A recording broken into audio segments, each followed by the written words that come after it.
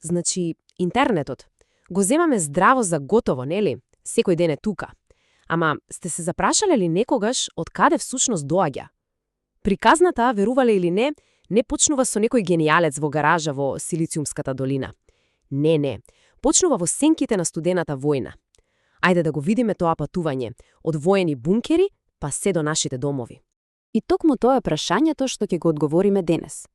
Ке се вратиме назад во време кога светот се плашел од нуклеарна војна, за да видиме како една идеја за опстанок, сосема случајно, го создаде нештото што денес, го дефинира целиот наш свет. Значи, пред да имало и еден кабел, пред да се напише и една линија код, интернетот бил само идеја, визија, ако сакате. Визија за мрежа што ќе го поврзе целото човечко знаење. Замислете, да го направи достапно за секого, секаде.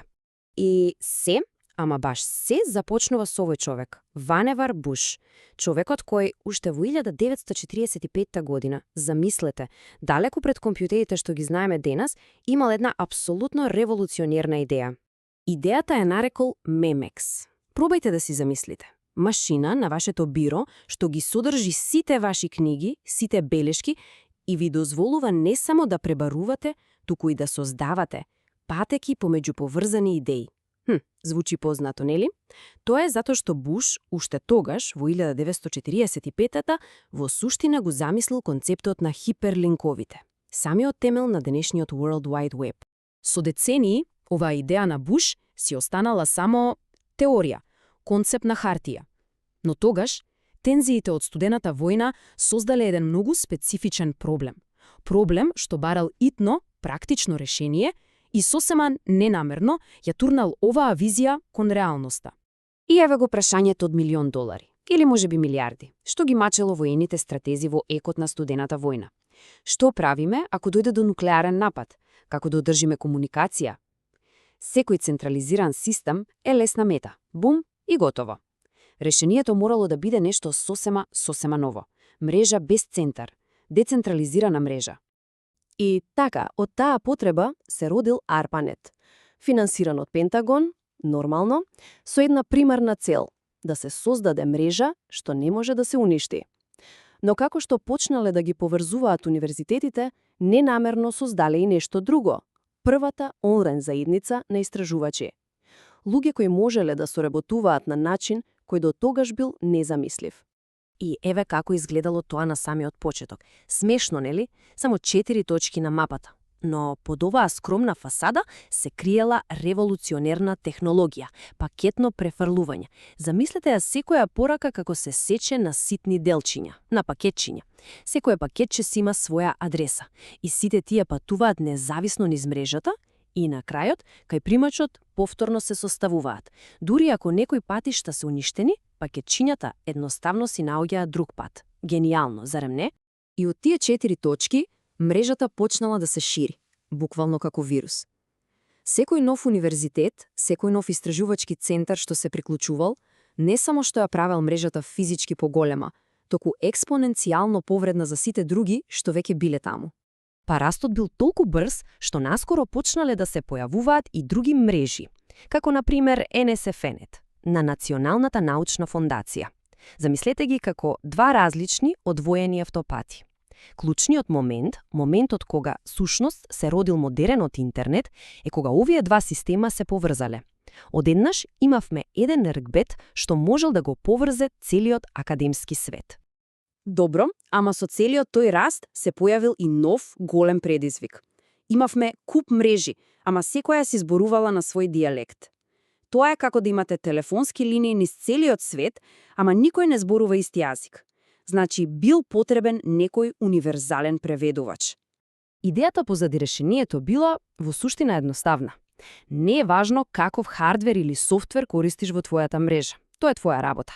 Ама, за да се поврзеш со остатокот од светот, мораш да го следиш истиот, ама баш истиот сет на правила, истиот протокол.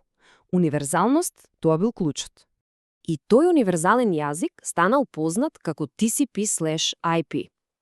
Сега, наедноставно кажано, TCP/IP е збир на правила што гарантираат дека податоците што се праќаат од еден компјутер, без разлика на мрежата, ќе стигнат точно и целосно до друг компјутер.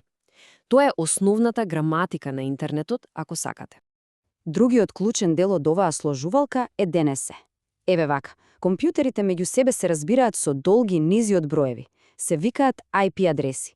Ама, ние луѓето не можеме да ги памтиме тие броеви. Епа ДНС работи како огромен телефонски именик. Ги преведува едноставните имења како google.com во IP адресата што му треба на компјутерот. Едноставно и ефикасно. И така, заедно TCP/IP и DNS го направиле невозможното возможно. Дозволиле илјадни различни, сосема независни мрежи, од универзитетски до воени, да се спојат и да функционираат како единствен глобален систем. Токму тоа, таа мрежа од мрежи е она што ние го викаме интернет. Значи, техничките темели биле поставени. Се било спремно. Но интернетот се уште бил еден вид ексклузивен клуб. Само за академици и инженери. А потоа, во раните 90-тите, се случиле две клучни работи што го запалиле фитилот на дигиталната револуција. Прво, и многу важно, мрежата се отворила за комерцијална употреба, за бизнис.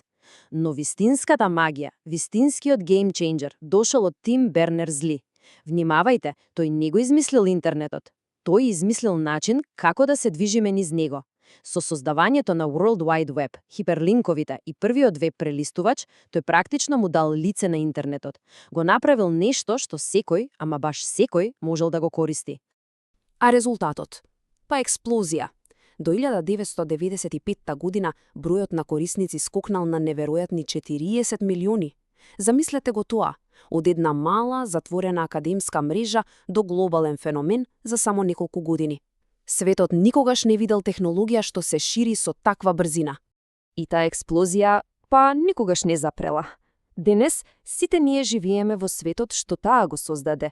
Светот што произлезе од она првична воена потреба и академска љубопитност. Се сеќавате на оној првичен диаграм со само неколку точки? А сега, погледнете го ова. Денес интернетот е навистина, ама навистина глобален феномен. Тоа е нервниот систем на нашата планета. Бројките денес се речиси апстрактни, тешко е да се сватат. Повеќе од половина од човештвото е онлайн, но она што е уште поневеројатно е што бројот на уреди, од телефонот во джебот до паметниот термостат дома, веќе го надминува бројот на луѓе со десетици, можеби и стотици милиарди. Буквално секој аспект од нашиот свет е поврзан. Интернетот повеќе не е само алатка. Тој е инфраструктура, исто како струјата или патиштата. Тој е темелот врз кој денес се гради модерната економија, образованието, забавата, па дури и нашите социјални врски. Целосно го промени ткивото на самото општество. Но ова приказна е далеку од завршена. Со доаѓањето на вештачката интелигенција и милиардите нови уреди кои доаѓаат онлайн, ние сме само на почетокот на сосема нова ера. Прашањето веќе не е како се поврзавме. Прашањето сега е што ќе правиме со оваа неверојатна моќ што создадовме. Затоа што иднината на оваа мрежа е иднината на сите нас.